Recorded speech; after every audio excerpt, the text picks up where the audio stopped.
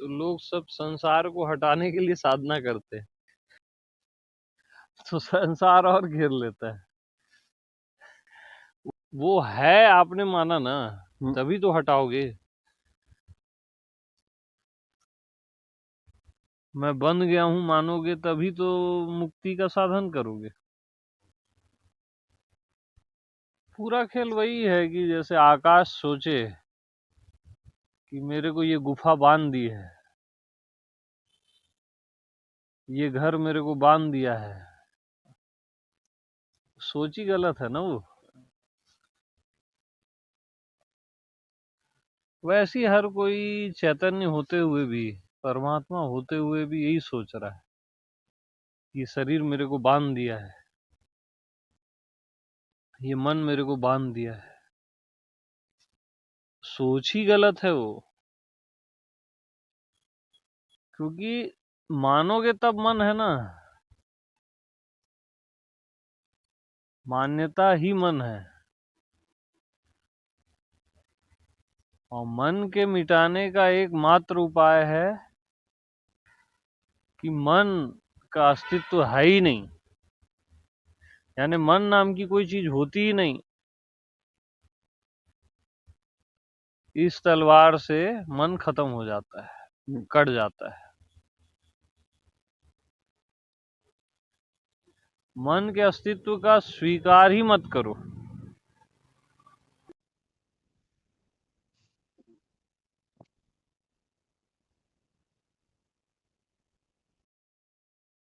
तो शरीर का अनुभव करने चलो तो निर्भार का अनुभव होता है, शरीर के वजन का अनुभव नहीं होता, क्योंकि आत्मा निर्भर है। और आप स्वयं आत्मा हो, खुद को शरीर माने हो बस। वैसे ही मन के अनुभव करने चलो। मन का अनुभव करने चलोगे तो मैं का ही अनुभव होगा, मन का पता ही नहीं चलता। प्रैक्टिकली तुरंत आप करो ना मन का अनुभव, कहाँ है मन। जो नहीं है उसको आप मान के जीते हो है, तब वो परेशान करता है।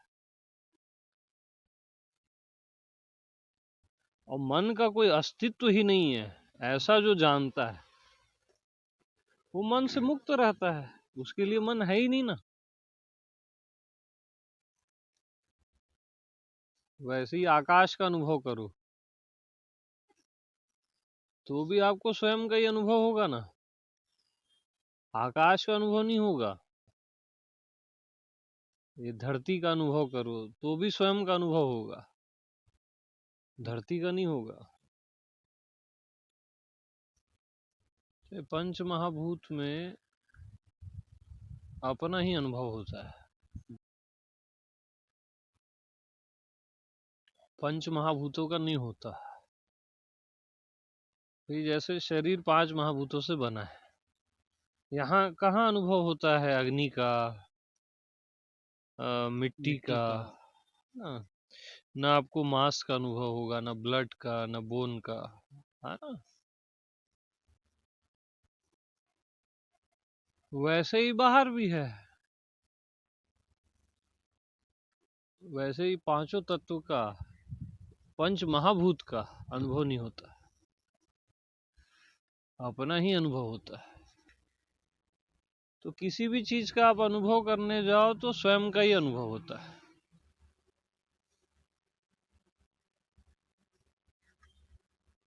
यानी सर्वानुभूति में आत्म अनुभूति 6।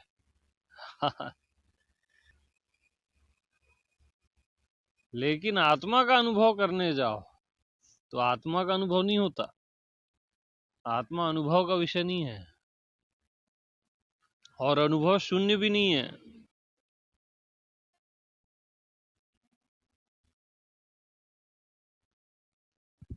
तो ना अनुभव है ना अनुभव शून्यता है। आत्मा समझ में नहीं आती क्योंकि समझ के परे है। बगैर समझे जो मैं हूं वही मैं हूं।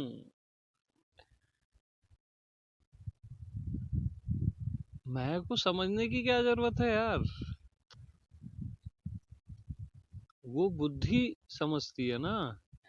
समझ और ना समझी बुद्धि का विषय है,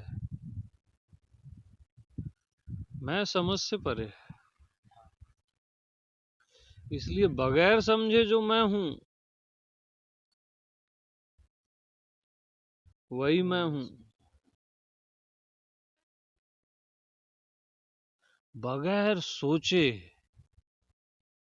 जो मैं हूं, असोच।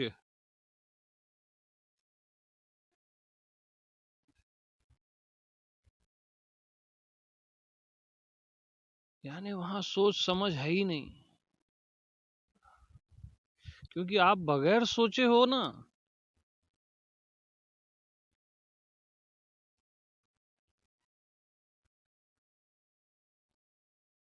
असोच, असोच का भी लोग सोच करते हैं।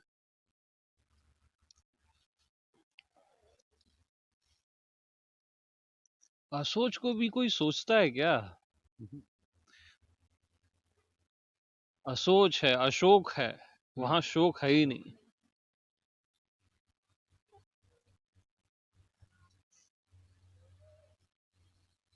तो हर शरीरी में मैं अशरीरी होके जीता है।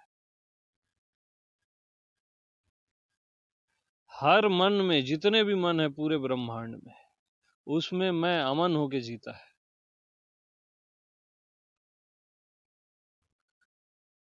हर दृश्य में अदृश्य होके जीता है, साइलेंटली एकदम।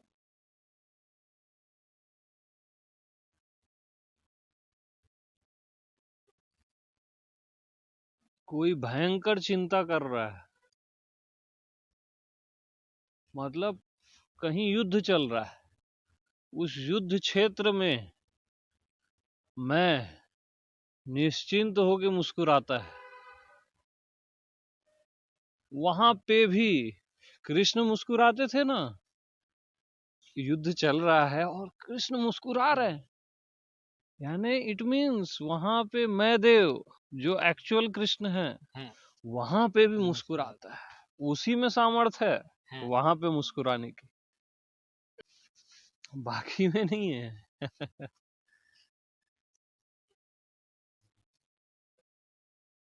तो कोई कितनी भी चिंता कर रहा है, दुखी है, परेशान है, उसके भीतर भी मैं निश्चिंत रहता है। भले उसको बोध ना हो, लेकिन वहां भी वो निश्चिंत जीता है, क्योंकि उसकी मर्यादा है, वो किसी को छोड़ता नहीं, अखंड रहता है। हर पशु पक्षी में भी, जीवन में भी, मृत्यु में भी, जितने भी मैं भी है ना, सब में भी में रहता है वो, और मैं भी के परे भी रहता है। अरे हम बोलते हैं ना, इसमें भी है, इसमें भी है, उसमें भी है, उसमें भी है। जितने इसमें उसमें सब में रहता है, और इसमें और उसमें के पार भी रहता है, समय से पार भी रहता है, भूत भविष्य वर्तमान से पार रहता है, परे, और अभी और यही मौजूद रहता है।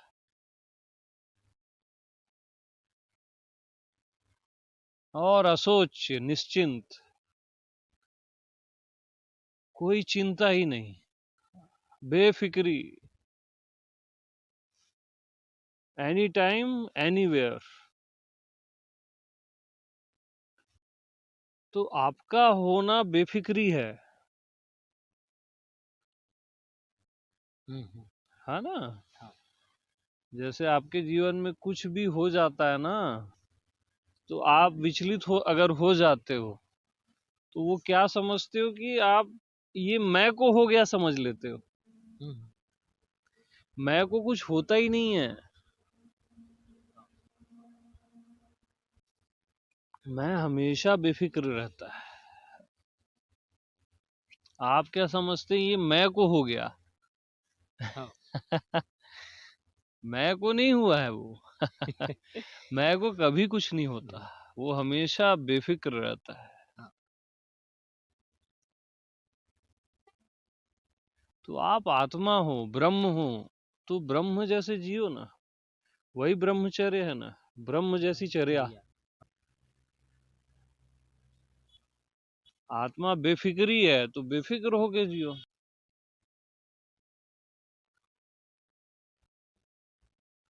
तो होकर के बेपरवाह, हो करके बेपरवाह, फिर परवाह करना जुर्म है। अगर आत्मा में जीते हो तो वहां फिर परवाह करना जुर्म है। मैं देश से नीचे आने का ही नहीं है।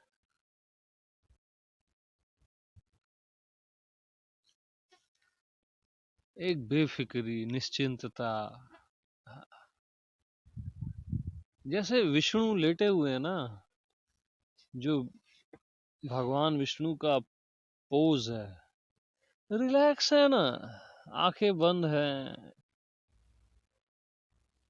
कोई परवाह ही नहीं है ना, उनका पोस्चर ही बता रहा है कि कोई परवाह ही नहीं है।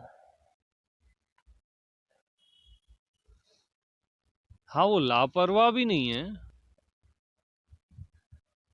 अचानक कोई आ जाता है, त्राही माम, तब वो हेल्प करते हैं उनकी।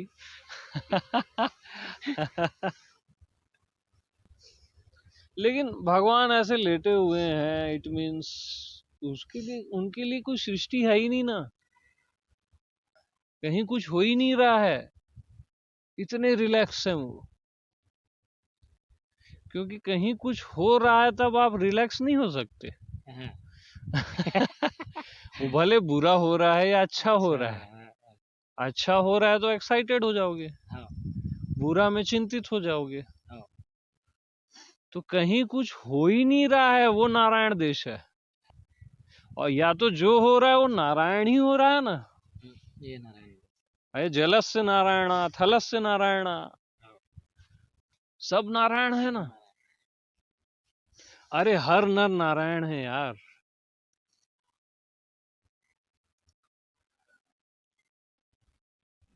इसलिए उसका फैक्ट बता रहा हूं, इसलिए कोई भी नर अगर गलत काम करता है उसको अच्छा नहीं लगता, कुकर्म करता है कोई तो उसको भीतर से अच्छा नहीं लगता, बेचैन हो जाता है, क्योंकि उसके भीतर नारायण है ना, वो अपने से विपरीत कर्म कर रहा है। हर जीव ब्रह्म है, हाँ, हर जीव नारायण है।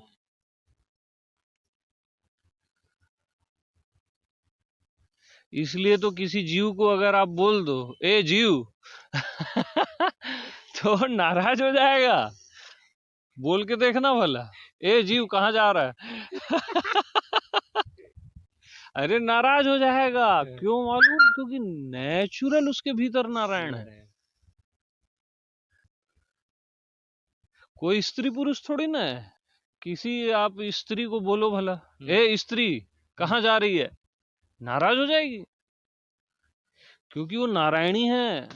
हाँ, नेचुरल सब कोई नारायण है, क्योंकि उसके अतिरिक्त तो कुछ हो कैसे सकता है।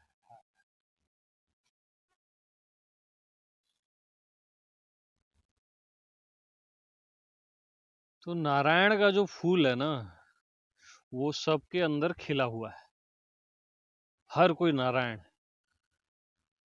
यानी चींटी से लेके ब्रह्मा तक हर कोई नारायण है। वो फूल खिला ही हुआ है, ऐसा नहीं कि वो खिलेगा।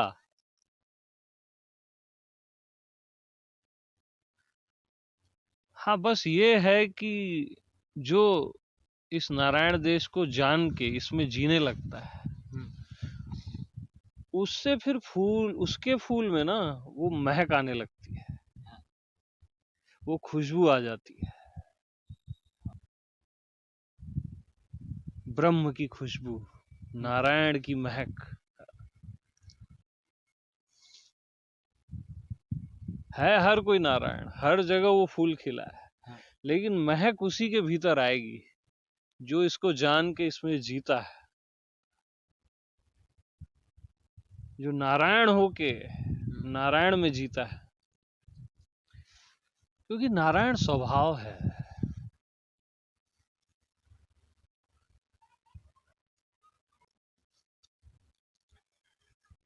यानी एक एक कण नारायण है। मतलब नारायण को आप कण कण बोल रहे हो, ऐसे कण कण में भगवान है बोलते हैं ना अपन। भगवान को आप कण कण बोल रहे हो, भगवान को ही आप जल बोल रहे हो, आकाश बोल रहे हो, नारायण को ही आप देह बोल दे रहे हो, जीव बोल दे रहे हो, नारायण को ही नर बोल दे रहे हो।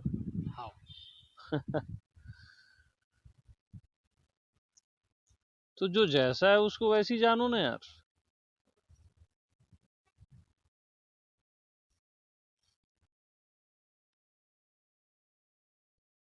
तो यहाँ नारायण देश में कोई मन होता ही नहीं।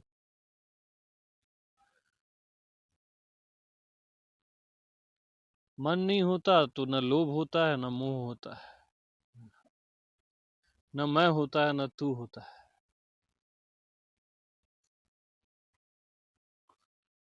जो होता है नारायण ही होता है।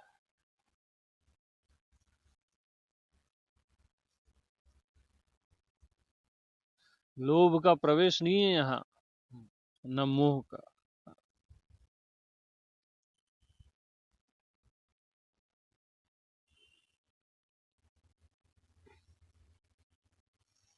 और इसके बाद भी अगर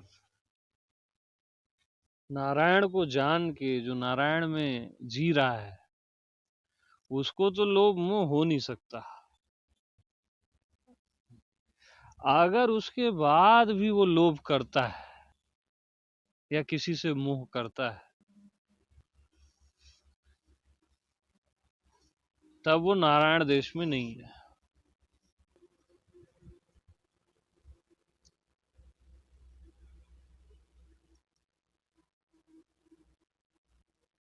तो द्रौपदी जब बोलती है ना धृतराष्ट्र को,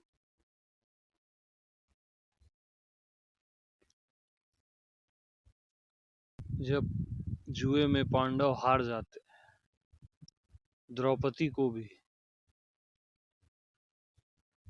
वस्त्र हरण के बाद जब कृष्णा द्रौपदी की रक्षा करते हैं, उसके बाद धृतराष्ट्र दुर्योधन पे क्रोधित होते हैं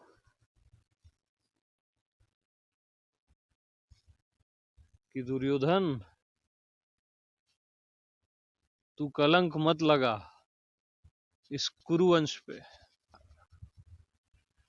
तूने कुरुवंश को कलंकित किया दुर्योधन। लास्ट में, पहले तो उनकी बुद्धि काम नहीं करती फिर द्रौपदी को वो बोलते हैं कि तुम मेरी कुल वधू हो, मांगो द्रौपदी, जो चाहे वो मांगो, कोई भी वर मांगो मैं तत्क्षण दूंगा। तो द्रौपदी बोलती है मेरे पति युधिष्ठिर को दासत्व से मुक्त कर दो। तो धृतराष्ट्र बोलते हैं मैं तत्क्षण मुक्त करता हूं, ऐसा ही हो। द्रौपदी तुम और वर मांगो। फिर द्रौपदी बोलती है मेरे चारों पति भीम, अर्जुन, नकुल और सहदेव को भी दासत्व से मुक्त कर दो महाराज। धृतराष्ट्र बोलते हैं मैं तत्क्षण मुक्त करता हूं। द्रौपदी तुम और मांगो। हे द्रौपदी, तुम कुलवधू हो, मेरा मन भरा नहीं तुमको देने से, तुम और मांगो द्रौपदी। तब द्रौपदी बोलती है नहीं महाराज, मुझे अब कुछ भी नहीं चाहिए।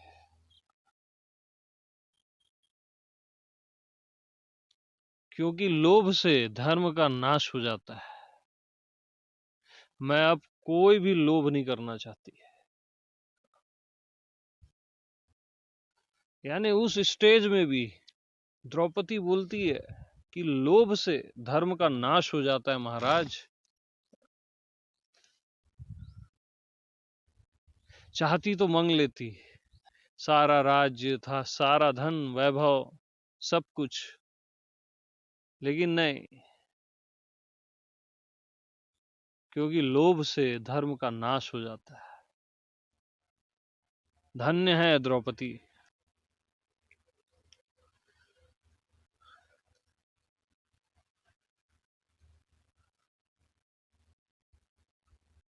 और सत्य है ये, लोभ से धर्म का नाश हो जाता है।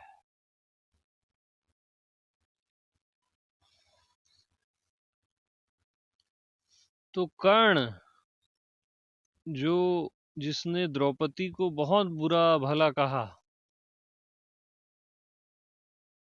इवन वैश्या तक कहा, वो द्रौपदी की तारीफ करने लग जाता है ऐसा सुन के।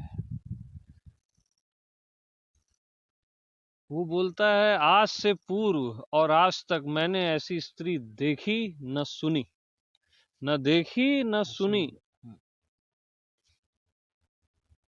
तुम अद्भुत हो द्रौपदी। कर्ण मजबूर हो जाता है तारीफ करने में, क्योंकि जिसके भीतर आत्मा है ना, वो मांगता ही नहीं कुछ। द्रौपदी ने तो अपना अधिकार मांगा बस। तो आत्मवान के सामने कोई भी परिस्थिति आ जाए, वो लोभ नहीं करता। न मोह करता है, न लोभ करता है। वो अपने में एज इट इज बना रहता है, निश्चिंत, निर्विकल्प। और उसको ये भी पता नहीं होता कि मैं अपने में बना हुआ हूं। हाँ इतना रिलैक्स रहता है वो।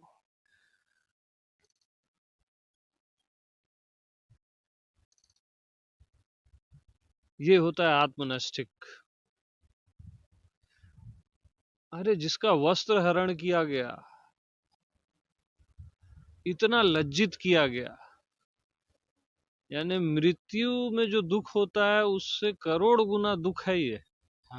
किसी स्त्री का इस प्रकार से लज्जित किया जाना, उसके बाद भी अपनी आत्मा से नहीं डिगी वो। ऐसी स्त्री होनी चाहिए।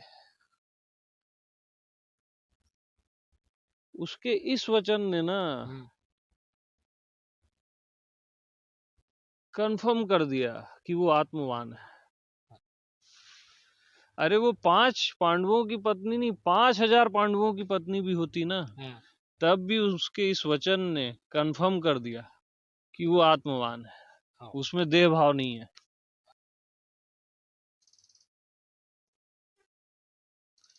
तो ये क्वालिटी होती है।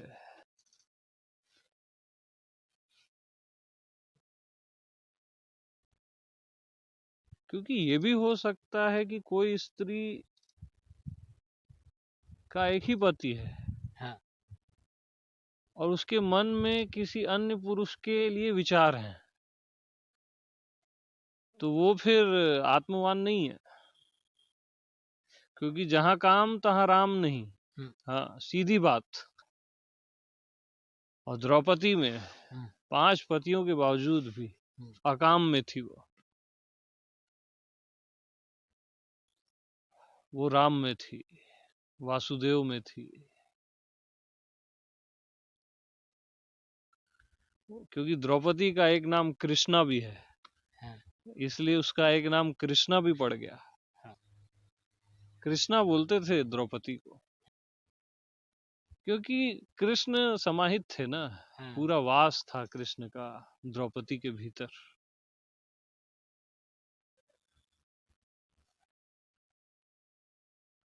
यानी जिसने 5 पांडवों को दासत्व से मुक्त करवा दिया, उनके जीवन की रक्षा की। भीम, युधिष्ठिर, अर्जुन जैसे पांडव जो वस्त्र हरण के समय असहाय हो गए थे, उसको भी मुक्त करा दिया और धृतराष्ट्र और उनके पुत्रों को क्षमा भी कर दी। चाहती तो श्राप दे देती।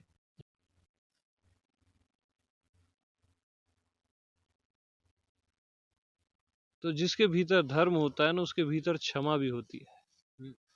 वो तो अग्निसुता थी ना, चाहती तो तुरंत राख कर देती जला के। हाँ, उसके में वो पावर था, अग्नि से जन्मी थी। चाहती तो सारे कौरवों को जला के राख कर देती तत्क्षण, लेकिन उसने क्षमा किया। क्योंकि जिसके भीतर धर्म है उसके भीतर क्षमा भी होती है। दया, क्षमा, ये सब नेचुरल है। जो आत्मा में जीता है ना, उसके भीतर ये सारे फूल खिले रहते हैं। वो सत्य बोलेगा हमेशा, असत्य बोलता ही नहीं वो।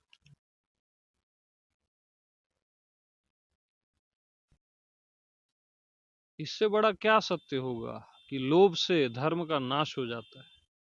महाराज, यानी धृतराष्ट्र को, कौरवों को मैसेज भी दे दिया द्रौपदी ने। हाँ। कि तुमने लोभ किया है। हाँ। और अपना धर्म भी बचा लिया।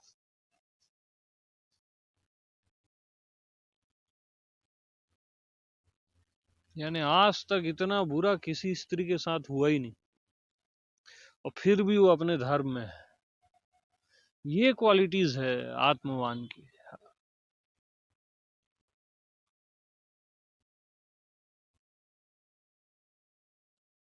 तो कोई आत्मवान है और उसमें अगर ये क्वालिटी नहीं दिख रही है, तो आप समझ जाओ कि कुछ गड़बड़ है।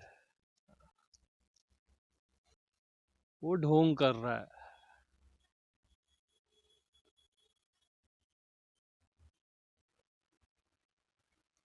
आज हमारे देश में कौन सा ऐसा धर्म गुरु है जो लोभ से मुक्त है, मोह से मुक्त है?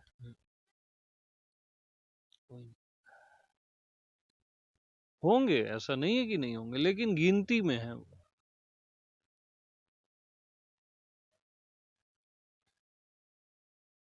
इसका प्रमाण उनके भीतर का स्वयं अंतर्यामी है। वो प्रमाणित करता रहता है। हाँ। कि तेरे भीतर अब भी लोभ है, मोह है, काम है। वो हमेशा अंतर्यामी बता देता है, उसको आप धोखा नहीं दे सकते। बाहर आप प्रवचन करके किसी को धोखा दे सकते हो। लेकिन अपने अंतर्यामी को, अपने आप को कैसे धोखा दोगे? वो तो जान ही रहा है, राई रत्ती जानता है वो।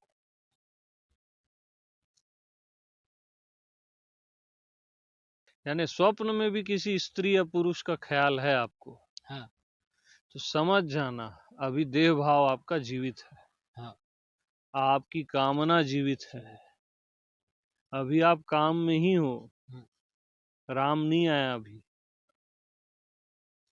जहां काम तहां राम नहीं, और जहां राम है वहां काम नहीं होता। न काम न कामना। वो तो विश्राम होता है वहां। वो अपने आप में इतना तृप्त रहता है कि कुछ डिजायर ही नहीं उठती।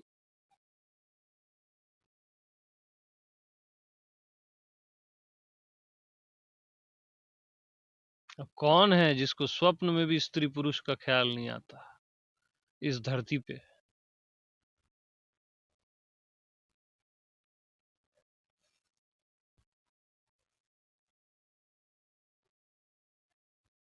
इस धरती पे वो एक ही है, सबकी आत्मा,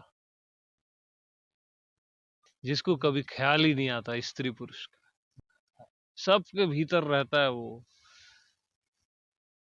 और अकाम में रहता है, निष्काम रहता है।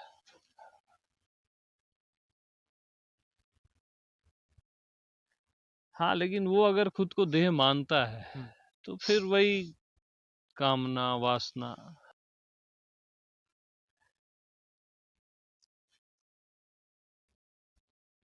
तमाम वासनाएं हैं फिर, धन की, पद की।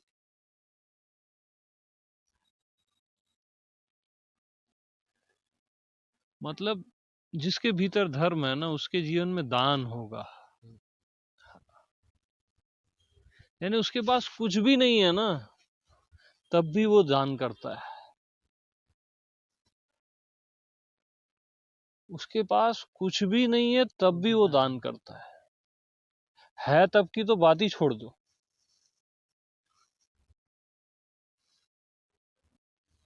तो विदुर से किसी ने पूछा, स्वर्ग लोक से ऊपर का क्या कर्म है करके, स्वर्ग से भी परे जाने का, उससे भी ऊपर धृतराष्ट्र पूछता है। तो विदुर बोलता है कि जिसके पास कुछ भी नहीं है देने को, अगर वो कुछ देता है, किसी की हेल्प करता है, तो उसका ये कर्म ही स्वर्ग से ऊपर उठा देता है उसको। यानी सब पुण्यों से बड़ा पुण्य है ये, ऐसा दान। यहाँ तो लाख हैं तो 1000 देता है आदमी और सोचता है दान कर रहा हूं।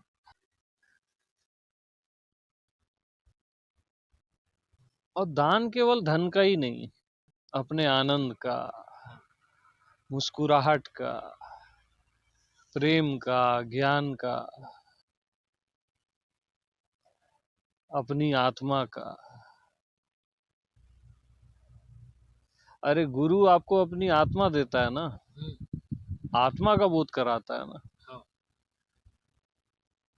ब्रह्मा विष्णु महेश भी आपको अपना पद नहीं देते, गुरु आपको अपना पद देता है।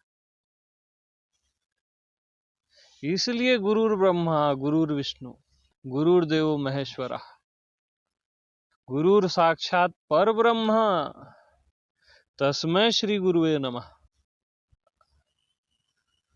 क्योंकि पर ब्रह्म है वो, जिसने अपना पद दे दिया।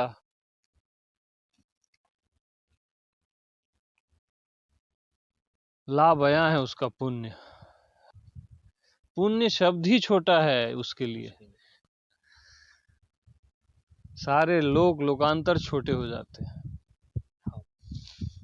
हाँ, लेकिन जो आत्मा में जीता है उसके जीवन में दान के फूल जरूर खिलते हैं। धन का दान, प्रेम का दान, आत्मज्ञान का दान, मतलब ये रहता है, ये इंडिकेशन है। दया, क्षमा, संतोष, दान, सत्य, वो सत्य ही बोलेगा। यानी वो आत्मा को सर्वश्रेष्ठ जानता है ना।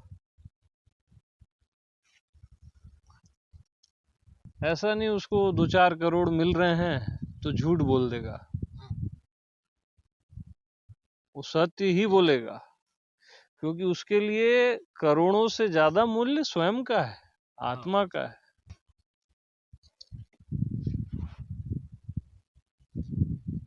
और अगर वो झूठ बोल रहा है कि आत्मा में तो कुछ होता ही नहीं, झूठ बोल लेते हैं अभी, आत्मा तो जैसा है वैसा ही रहता है, तो समझ लेना उसका पतन हो गया। इसको बोलते हैं कपट। और मोह कपट छल छिद्र न भावा। राम बोले मेरे को एक ही बात पसंद नहीं है, मोह कपट छल छिद्र न भावा। कपट उसको पसंद नहीं। यानी कोई आत्मा में है और विषय में चिपका हुआ है तो ये कपट है। उसको बरोबर ईमानदारी रहनी चाहिए कि अभी भी मेरा मन विषय में जाता है, ऑनेस्टी होनी चाहिए। ऐसा नहीं कि अब तो मैं आत्मा में ही हूं, जो भी करूं, धन कमाऊं, विषय भोग भोगूं ना। वो फिर कपट हो गया ना, छल हो गया वो। उससे अच्छा है कि वो ईमानदार रहे। हाँ, मेरे में अभी भी विषय से मैं चिपक जाता हूं, क्योंकि जहां कपट आ गया वहां पतन हो जाता है उसका। तो आत्मवान का जीवन प्रमाणित करता है कि वो आत्मवान है, उसके डायलॉग प्रमाणित नहीं करते। अब मेरे डायलॉग्स को तो कोई भी मार सकता है, कॉपी पेस्ट कर सकता है, लेकिन वो कपट है ना। उसको लगेगा मैं कुछ पा लिया और छीन लिया जाता है। अस्तित्व तो बेवकूफ नहीं है।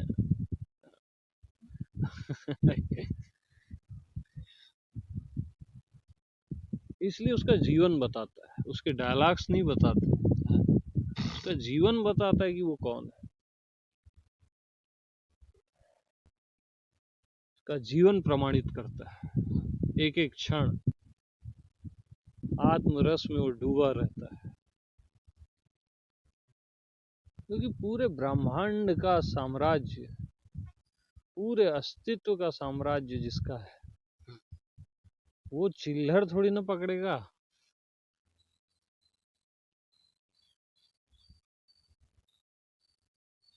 अरे जिसके सारे स्थान जिसके हों, वो कोई थोड़ा सा एरिया थोड़ी ना चुनेगा अपने लिए।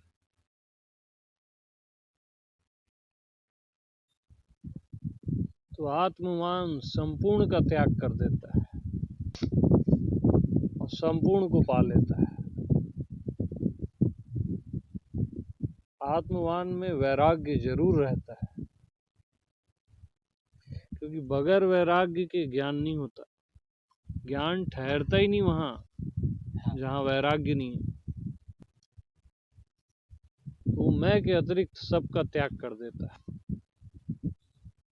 और अंत में त्याग का भी त्याग कर देता है। और जिसका त्याग किया ही नहीं जा सकता, वही मैं आत्मा है। क्योंकि आप सब हटा सकते हो, हटाने वाले को थोड़ी ना हटा सकते हो।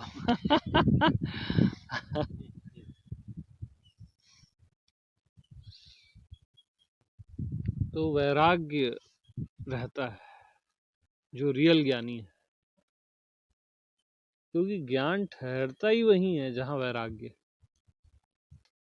भोग विलास ये में ज्ञान नहीं ठहरता। आप बुद्धि से समझ लोगे लेकिन खसक जाएगा। तो ये सारे फूल खिलते हैं आत्मवान में। और वैराग्य का अर्थ ऐसा नहीं कि वो जंगल में या बीज बाजार में, उससे कोई मतलब ही नहीं। वैराग्य का अर्थ है जो अब कुछ चाहता ही नहीं, वो वैरागी है। और आत्मा ही है जो कभी कुछ नहीं चाहता। अच्छा,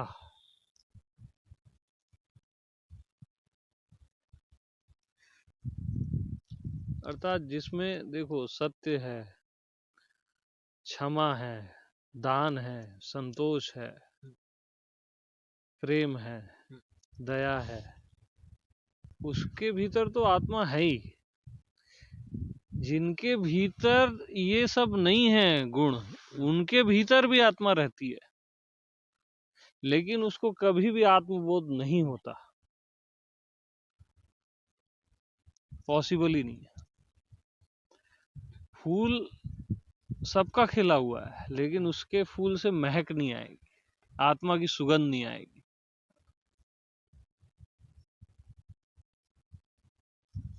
ये सब आत्मा के सिम्टम्स हैं, आत्मवान के। वो बड़ा व्यवहारिक रहता है। ऐसा नहीं कि आत्मा को जान गया तो कुछ भी व्यवहार कर रहा है किसी से, वो गलत है।